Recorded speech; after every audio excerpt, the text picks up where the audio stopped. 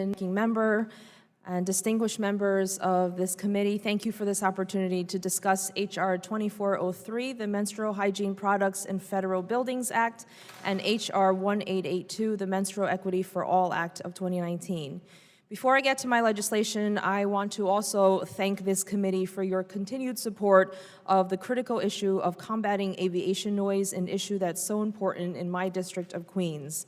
As a founding member and former co-chair of the Quiet Skies Caucus, I have worked on numerous initiatives, many with your committee, to mitigate the deafening airplane noise that has plagued my district for way too long. I thank the committee staff and your leadership on these issues and look forward to continuing this work as I look to reintroduce legislation such as the Quiet Communities Act and the Airplane Noise Research and Mitigation Act. I am here today to specifically discuss the issue of menstrual equity and the importance of accessing and affording feminine hygiene products. To note, the Menstrual Hygiene Products in Federal Buildings Act is a standalone measure of my larger comprehensive Menstrual Equity for All Act. Mr. Chair and Mr. Ranking Member, I know menstrual hygiene products is not the first thing that comes to mind when we talk about transportation and infrastructure, but it is a relevant issue and an important one.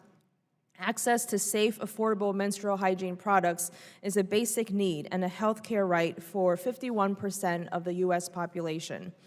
It is estimated that a woman will use up to 16,000 tampons in her life, which equates to at least $7,000 over the course of her life. One might think these products are ubiquitous and cheap, but many women face difficulty when it comes to affording and accessing them. I know this because I have heard heartbreaking testimonies from countless girls and women from across our nation and around the world. No girl, no one should have to choose between their dignity or their education. As a matter of fact, I am proud that since July 2018, all public schools in New York State provide free menstrual hygiene products. In addition, just because someone is incarcerated or homeless, they should not be deprived of their dignity. And no family should have to choose between buying these products or groceries. To address the many hardships that different women and girls face in affording and accessing these products, my bill seeks to address this issue holistically. Specifically, as it relates to this committee and the Subcommittee on Economic Development, Public Buildings, and Emergency Management, H.R. 2403 and the relevant section of H.R. 1882 would require all public federal buildings to provide free menstrual hygiene products in the restrooms. As of a few months ago, right here in the People's House, menstrual products are now available in the House Office Supply Store, and these items are purchasable using our members' representational allowance.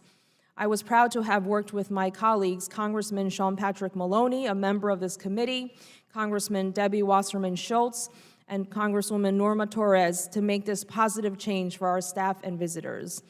I'm also thankful to the Committee on House Admins Chairwoman Lofgren and Ranking Member Davis, also a member of this committee, for their swift support on this issue. The U.S. government is the largest employer in the country. It is estimated that there are 2.1 million federal civilian workers. This number doesn't even include the millions of contractors, grant employees, and others that make up our entire federal workforce. The issue of affordability and accessibility is everywhere. As we saw and heard during the government shutdown, there were countless federal employees and their families who were in desperate need of feminine products such as pads, tampons, even diapers, and baby formula. It is time that our government finally walks the walk and sets an example by providing products in all federal buildings, just as they do toilet paper, paper towels, and hand soap. Doing so will help alleviate the real-life barriers in accessing and affording these everyday products while normalizing this monthly necessity and basic human right. Thank you again for this opportunity to come before your committee. I am especially grateful to the 7 members of this committee who have co-sponsored H.R. 1882, including Chairwoman Titus. As members of Congress, we should ensure that women and girls have access to safe, quality, and affordable feminine hygiene products, however and wherever we can, period. Thank you. I yield back.